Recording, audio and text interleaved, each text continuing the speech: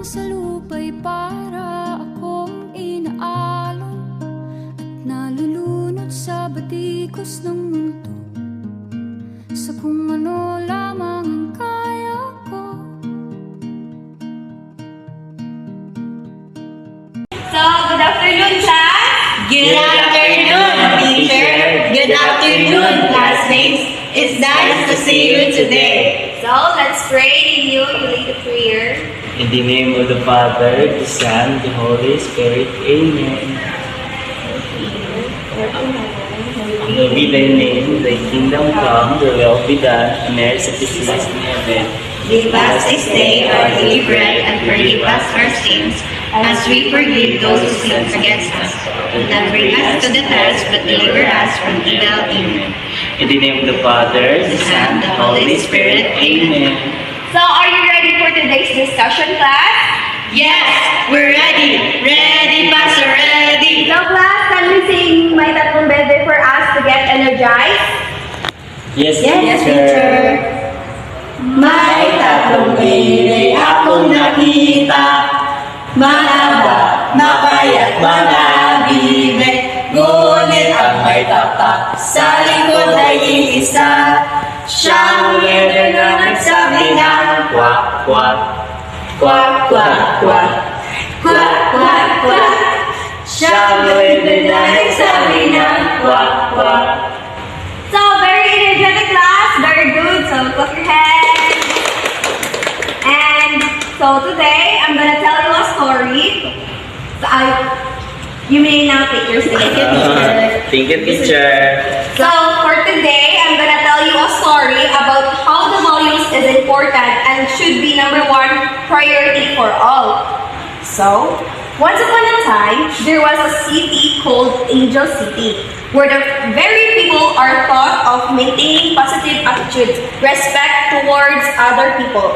There was a little boy called Nino who is very curious about finding out why values is important in every day that we do. I wonder, how can I develop the value of makadiyos, makatao, makakalikasan, at makabansa? And what's it gonna cost me? Why are there so many chassis here?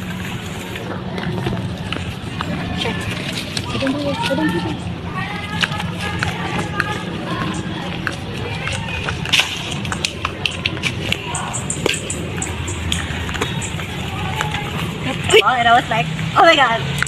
Oh my god. Lola, let me help you with that. Thank you, Iho. You're welcome.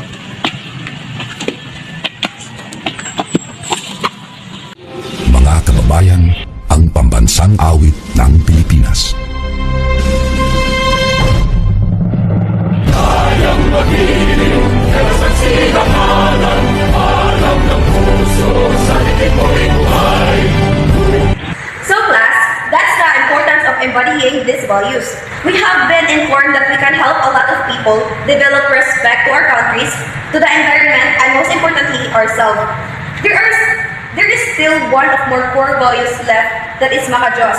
Being the makajos is being respectful towards other religion, sacred places, and praying every day, just like we all did from the start and end of our classes.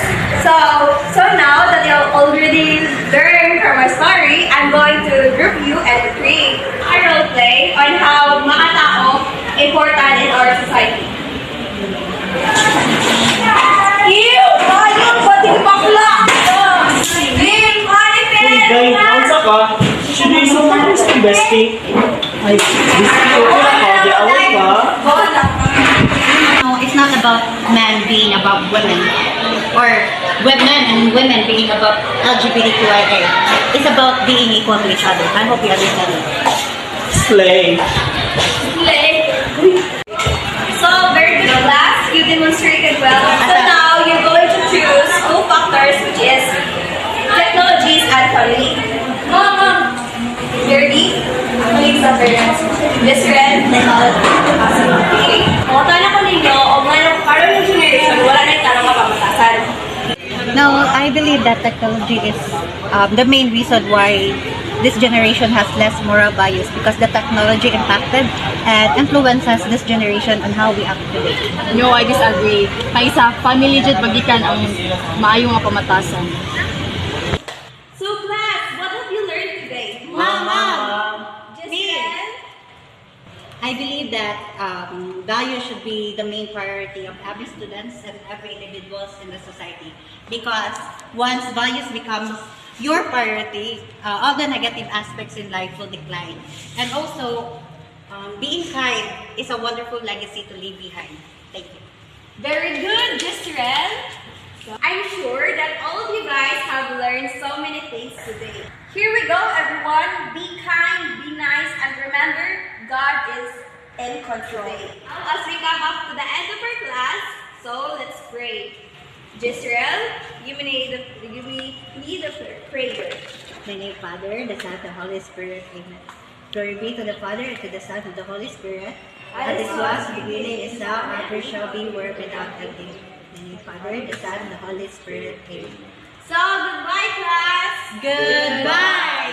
And thank you, teacher. Goodbye! And thank you, classmates. See you tomorrow. Kada hakbang sa lupa'y para akong inaalon at nalulunod sa batikos ng mundo.